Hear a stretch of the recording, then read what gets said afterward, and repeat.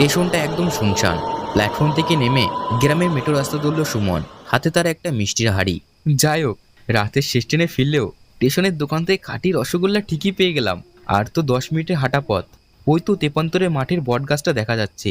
শর্টকাটটা নিলেই সোজা বাড়ি। হঠাৎ চারপাশের বাতাসটা একদম স্তব্ধ হয়ে গেল।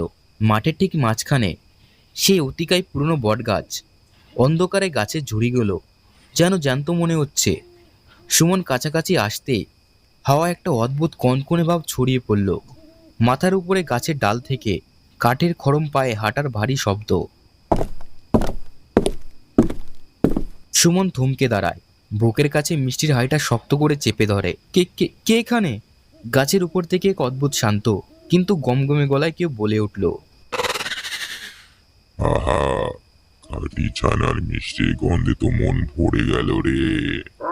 এত রাতে এমন লোভনীয় জিনিস নিয়ে আমার সাধন পেট দিয়ে যাস, তোর তো ভারী সাহস।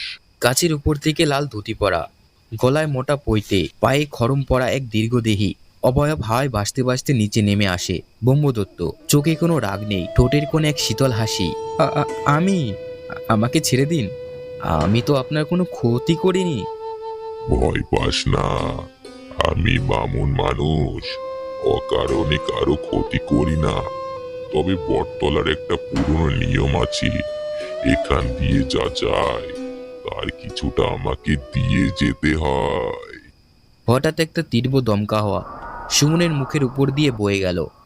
এক মুহূর্তের জন্য সুমনের চোখের ধুলোয় বন্ধ হয়ে আসে। সে অনুভব করে তার হাতের মিষ্টির হাঁড়িটা যেন এক সেকেন্ডের জন্য খুব হালকা হয়ে গেল, তারপরে আবার আগের মতন ভারী। যা সোজা বাড়ি যা, আর পিছনে ফিরে তাকাবি না। সুমন চোখ খুলে আর কোনো দিকে না তাকিয়ে সোজা বাড়ির দিকে দৌড় লাগায়। সুমন কাঁপা কাঁপা হাতে নিজের বাড়ির বারান্দায় ওঠে আর ঘরের ভিতরে গিয়ে ছিক্কেনে দিয়ে দেয়। সে রান্নাঘরে গিয়ে অস্থির নিঃশ্বাস ফেলে মিষ্টির হাঁড়িটা টেবিলের উপরে রাখে। যাই হোক, প্রাণটা তো বাঁচলো। আর বেটা মিষ্টিগুলো তো নিল না দেখছি। হাঁড়িটা তো বেশ ভারী আছে। সে হাঁড়ির উপর থেকে শালপাতার ঢাকনাটা খোলে। মিষ্টি তো দূর, হাঁড়ির ভিতরে ভর্তি একরাশ শুকনো বটপাতা, আর তার ঠিক মাঝখানে রাখা এক জোড়া পুরনো শ্যাওলা ধরা ছোট কাঠের খড়ম। সুমন পাথর হয়ে সেদিকে তাকিয়ে থাকে, তার চোখগুলো বড় বড় হয়ে যায়।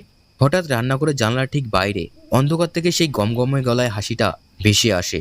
মিষ্টিগুলো বড় সুস্বাদু ছিল রে, তবে আমার গরম জোড়া বড্ড পুরনো হয়ে গেছিল, তাই তোর হাঁড়িতে দিয়ে দিলাম।